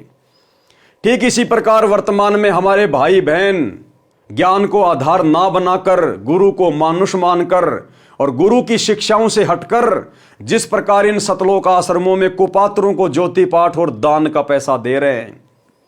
हमारे गुरुदेव भगवान तो हिसार जेल में बैठे हैं, उनको 2 टाइम की रोटी 2 जोड़ी कपड़ा सरकार दे रही है। हम भगत भाई बहनों का लाखों करोड़ों का ये दान, ये धर्म, ज्योति पाठ का पैसा हमारे गुरुदेव भगवान के हाथ में नहीं जा रहा, हमारे गुरुदेव के हाथ में नहीं लग रहा। अरे दान किसको किया जाता है? गुरु भाई को या गुरु को, सुपात्र को या कुपात्र को? और सुपात्र कौन है? क्या बताया गुरुदेव ने? केवल तुम्हारा सतगुरु ही सुपात्र है, अन्य कोई भी सुपात्र नहीं है। और यदि कुपात्र को दान धर्म करोगे तो भाई परिणाम भोगना पड़ेगा। तो जिस प्रकार द्रौपदी की साड़ी का एक टुकड़ा अंधे महात्मा के हाथ लगा तो परमात्मा ने चीर अनंत कर दिया। बाकी साड़ी के टुकड़े भी द्रौपदी ने फाड़े थे, लेकिन वो महाराज जी के हाथ नहीं लगे, उसके प्रतिफल में कुछ नहीं दिया। ठीक इसी प्रकार भाई और बहनों, वर्तमान में आप जी आंखें बंद करके जो इन सतलोक आश्रम में दान कर रहे हो, ज्योति पाठ के पैसे दे रहे हो, ये भक्ति है, ये नियम अनुसार चलती है, यहां मनमाना आचरण नहीं चलता। बताओ तुम भगत भाई बहनों का कौन सा पैसा आपके गुरुदेव के हाथ में जा रहा है? 2014 बरवाला कांड के बाद से आप सतलोक आश्रमों से जुड़े हुए किन किन भगत भाई बहनों ने अपने गुरुदेव के हाथ में हिसार जेल में जाके दान दिया है?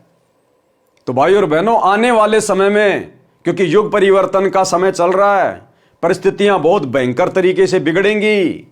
ज्ञान गंगा पुस्तक में नास्त्रदमस की भविष्यवाणी में पूज्य गुरुदेव जी जिक्र कर चुके हैं कि आने वाले युग परिवर्तन में भारत देश में 16 से अधिक राज्यों में राष्ट्रपति शासन लागू हो जाएगा। परिस्थितियां बद से बदतर होंगी।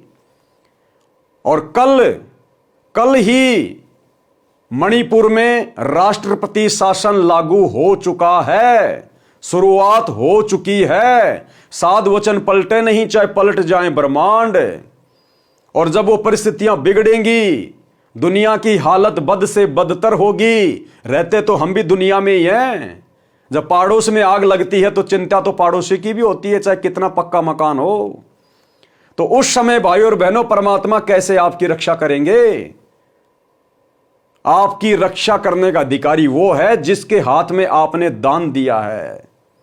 तो आपने अपने गुरुदेव के हाथ में तो दिया ही नहीं।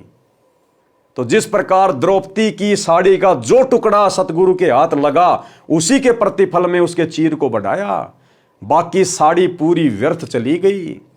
तो विचार कर लेना, आप भगत भाई बहनों के दान का, ज्योति पाठ का पैसा सुपात्र के हाथ में जा रहा है या कुपात्र के हाथ में जा रहा है। और वो कुपात्र फिर तुम्हारी आंखों के सामने तुम्हारे दान धर्म का, गुरुदेव की मर्यादाओं के विरुद्ध प्रयोग करके तुम्हारी सारी मर्यादा तोड़वा रहे हैं। हरियाणा में जाट आरक्षण में तुम भगत भाई बहनों का इन कुपात्रों को दिया गया वो पैसा चंदे के रूप में दिया गया, करोड़ों में। आनंदपाल सिंह जैसे गैंगस्टर की सीबीआई जांच के समर्थन में 5 लाख रुपए राजपूत करणी सेना को दे दिए गए। धनाना में करोड़ों रुपया का बैडमिंटन स्टेडियम बना दिया गया। धनाना आश्रम में फालतू में हॉस्पिटल बनाया जा रहा है। गोहाना में जाट धर्मशाला का 5वां फ्लोर तुम भगत भाई बहनों के ज्योति पाठ और दान के पैसे से गुरुदेव का बड़ा लड़का बनवाने का ठेका ले चुका है। समाज में भाईचारा निभाने के लिए तुम्हारे कर्म पे कर्म फोड़े जा रहे, कर्म पे कर्म। क्यों? क्योंकि आप लोगों ने आंख बंद करके अपने गुरुदेव की मर्यादाओं को ना निभाकर, ज्ञान को आधार ना बनाकर, अपने गुरु की शिक्षाओं पर ना चलते हुए कि गुरु बिन दान पुण्य जो कर ही मिथ्या होए कबू न फल ही, आप लोगों ने उन कुपात्रों को ज्योति और पाठ का पैसा दे दिया जिन कुपात्रों के मनमानी गलतियों के कारण, मनमाने आचरण के कारण, जिनकी काल प्रेरणा के कारण 2014 का बरवाला कांड हुआ और जिन लोगों की मनमानी हरकतों के कारण पिछले 10 वर्ष से हमारे गुरुदेव हिसार जेल में बैठे हैं। भाई और बहनों, विचार कर लेना, अभी भी समय है। यदि बात समझ में आई है तो नाक रगड़ कर अपने गुरुदेव से घर पर क्षमा याचना कर लो और छोड़ दो इन फर्जी आश्रमों में जाना। साथ संगति से जुड़ जाओ। जब तक गुरुदेव भगवान नहीं आते हैं, घर को आश्रम बनाओ, मर्यादा रूपी दीवार बनाओ, ज्ञान को आधार बनाओ और गुरु को इष्ट मान के भोग लगाओ, अपनी भक्ति करो। बकवाद करने से परमात्मा निकट नहीं आएगा।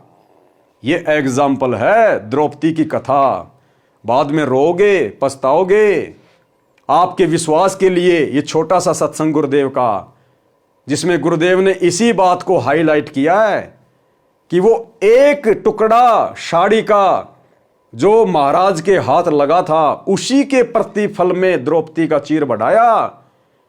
बाकी जो 3-4 कपड़े और फाड़ फाड़ के दिए थे वो भी तो दान ही था, लेकिन उसके प्रतिफल में चीर नहीं बढ़ाया क्योंकि वो महाराज के हाथ नहीं लगा। सुनिए। धर्म बिना धापे नहीं ये प्राणी प्रपंच, आस बिरानी क्यों के रत्न दिया हो तो संच। यदि पहले दान किया तो आज मिलेगा।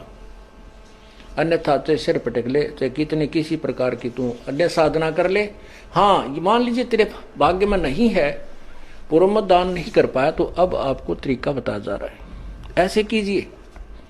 प्रमाण है कि जैसे द्रौपदी ने उसी जन्म में एक अंधे महात्मा को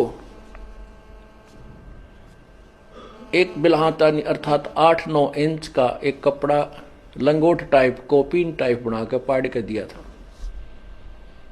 यानी वैसे तो उसने लगभग सारी साड़ी पाड़ कर डाल दी थी नदी में। अंधा महात्मा था, हाथ नहीं लग गया, वह एक लकड़ी का लपेट कर उसके हाथ का लगा दिया। अर्थात उस इतने के कपड़े का दान का इसी जन्म में भी परमात्मा ने उसको लाभ दे दिया, क्योंकि वो सुपात्र को दान किया गया था। वो परमात्मा कहता है कि जो जन मेरी शरण है ताका हूं मैं दास, गेल गेल ला गया फिरूं जब तक धरती आकाश। पारक के अंक का सरलार्थ किया जा रहा है। पारक के अंक की वाणी नंबर 1207 से 1214। गरीब देना जग में खूब है, दान ज्ञान परवेश, ब्राह्मण को तो जग करी बतलाई है शेष। गरीब दान ज्ञान ब्रह्मा दिया, सकल सृष्टि के माही, सोम डूम मांगत फिरे जिन कुछ दीन्या नाही। गरीब दान ज्ञान परिणाम कर, होम जो हरि के हेत, यज्ञ पंचमी तुझे कहूँ ध्यान कमल सुर सेत।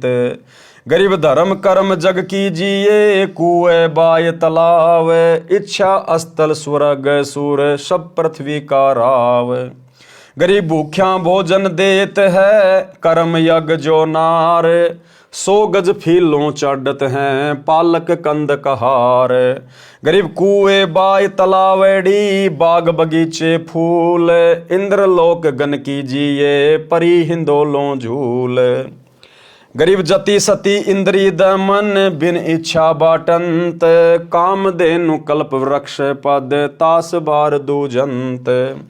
गरीब स्वर्ग नंदनी दर बंदे, बिन इच्छा जो नार, गण गंधर्व और मुनि जन तीनों लोक अधिकार। सरलार्थ इन वाणियों में कहा है कि संसार में सबसे उत्तम दान यथार्थ आध्यात्मिक ज्ञान देना है। सबसे उत्तम दान क्या है? आध्यात्मिक ज्ञान देना, सच्चा भक्ति मार्ग बताना, आत्माओं का कल्याण करवाना, यह सबसे बड़ा दान है, उत्तम दान है।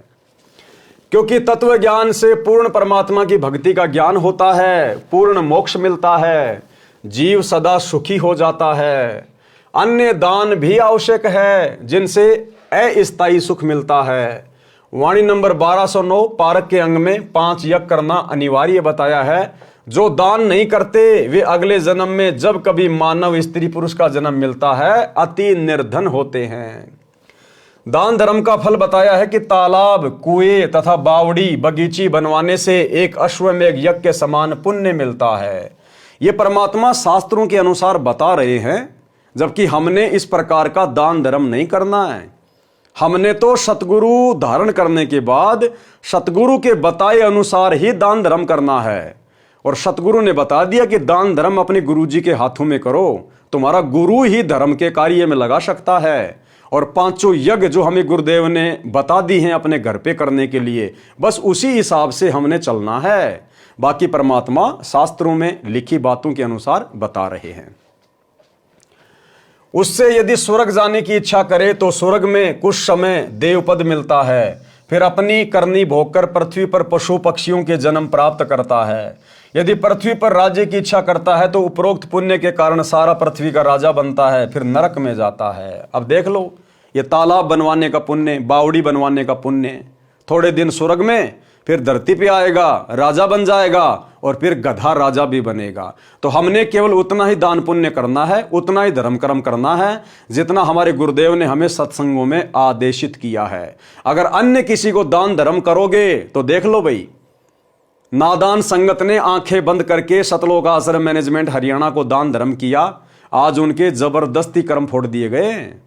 स्टेडियम बनाना, राजनीति में पैसा बर्बाद करना, हॉस्पिटल बनाना, आश्रम बना बना के पत्थरों में पैसा बर्बाद करना, गुंडों की सीबीआई जांच 5 लाख रुपए देना, हरियाणा का जाट आरक्षण करोड़ों रुपया देना, गोहाना जाट धर्मशाला बनवाना, गांव वालों के लिए रोडें बनवाना, बसें चलाना, एम्बुलेंस चलाना, आश्रमों में दुनिया भर का पाखंड कर दिया, मिट्टी के बैल बना दिए, कबीर का झोपड़ा बना दिया, लहर तारा तालाब बना दिया, मिट्टी खोद के पहाड़ बना दिया, दुनिया भर का डेकोरेशन, जैसे ब्याह शादी में मैरिज गार्डन सजाए जाते हैं, ऐसे आश्रम सजा दिए जाते हैं, रंगोलियां बनाई जाती हैं। तो भाई और बहनों, यदि कुपात्रों को दान धर्म करेंगे तो फिर इसी प्रकार से काल हमारे कर्म फुड़वाएगा। जो भूखे व्यक्तियों को भोजन खिलाता है, सारी आयु घर आए अतिथि को भोजन देता है, या धर्म भंडारे करके भोजन करवाते हैं, वो अगले जन्म में जब कभी मानव जन्म मिलेगा तब धनी सेठ बनेगा, हाथी व पालकी की सवारी करेगा, परंतु मोक्ष नहीं होगा। कौन?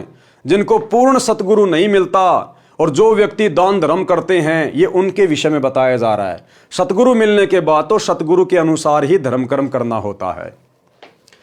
कुएं, बाग, तालाब बनवाने से इंद्रलोक में गण की पदवी प्राप्त करता है, परंतु मोक्ष नहीं होता। ये वाणी नंबर 1209 के सरलार्थ में इसी अंग में पहले लिखा है। अन्य दान, ध्रुव भगत की माता जी सुनीति ने पुत्र को जन्म दिया, ये भी दान है। फिर पुत्र को ज्ञान दिया कि परमात्मा राज भी देता है। और क्या कह रहे हैं गुरुदेव? जतन चाहिए राजपाट तो भी धर ले ध्यान हमारा। अगर इस कलयुग की बिचली पीढ़ी में अगर इतना ज्ञान लेने के बाद तेरे को मोक्ष से अधिक अगर राज्य करने की इच्छा है, तो भी परमात्मा कह रहे हैं कि जतन चाहिए राजपाट तो भी धर ले ध्यान हमारा। फिर अगले जन्मों में परमात्मा तुझे चक्रवर्ती राजा बना देगा, लेकिन मोक्ष नहीं होगा, और फिर गधापति भी बनाएगा। तो भाई और बहनों, ये राज्य की प्राप्ति भी परमात्मा की भक्ति से ही होती है। जितने भी बड़े बड़े चक्रवर्ती राजा हुए हैं, या वर्तमान में जो राजा हैं, चाहे अमेरिका का राष्ट्रपति है, चाहे भारत का राष्ट्रपति है, ये आत्माएं किसी न किसी जन्म में सतगुरु की शरण में थी, थोड़ी बहुत भक्ति की, फिर छोड़ छाड़ के भाग गए। इनके मन में वही था, ठाठ बाट करें, धन हो, राज्य करें। अब वर्तमान में ये राजा बन के राज्य कर रहे हैं, और इनके इतने अच्छे संस्कार नहीं है कि अब ये सतगुरु की शरण में आ जाएं। तो भाई और बहनों, यदि हमने दान धर्म किया और यदि मर्यादा तोड़ दी, तो वो दान धर्म फिर हमारे जी का जंजाल बन जाएगा, जी का जंजाल। जब तक हमारी वो भक्ति की पूंजी पूरी तरह से समाप्त नहीं होगी, तब तक हम सतगुरु की शरण में आने योग्य नहीं बनते। इसीलिए तो आज कोई मंत्री है, कोई प्रधानमंत्री है, कोई सरपंच है, ये इनको ज्ञान की बातें अच्छी भी नहीं लगती, अच्छी भी। और जब कोई कहता है कि हमारे गुरुजी परमात्मा है, भक्ति कर लो, तो ये मजाक उड़ाते हैं। तो काल फिर ऐसे आत्मा को बांध लेता है जो परमात्मा की शरण में आने के बाद मर्यादा तोड़ के पार नहीं हो पाता है। ध्रुव भगत की माता जी सुनीति ने पुत्र को जन्म दिया, ये भी दान है। फिर पुत्र को ज्ञान दिया कि परमात्मा राज भी देता है, स्वर्ग भी देता है। भगत प्रहलाद ने माता के उपदेश अनुसार परमात्मा से राज प्राप्ति के लिए साधना की, नारद जी से दीक्षा ली, सफल हुआ।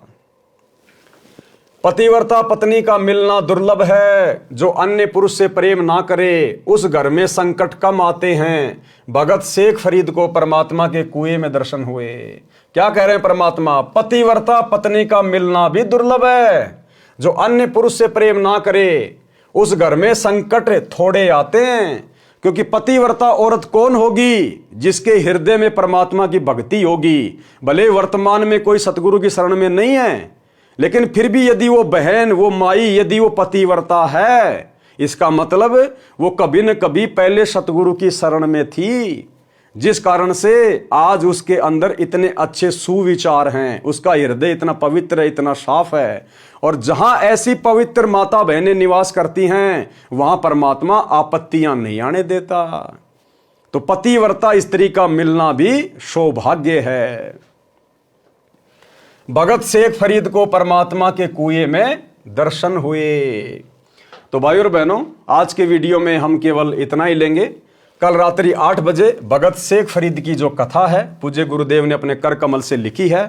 इस कथा में आप और हम भगत भाई बहनों के लिए परमात्मा ने क्या शिक्षा छुपाई है, इसके ऊपर हम कल रात्रि 8 बजे जिक्र करेंगे। तब तक गुरुदेव भगवान हम सबको आज्ञा दे, इजाजत दे, आशीर्वाद दे। बंदी छोड़ सतगुरु रामपाल जी भगवान की जय हो। भाई जो वचन डट गे, कट गे फंद 84 के, कट गे फंद 84 के, कट गे फंद 84 के। भाई जो गुरु वचन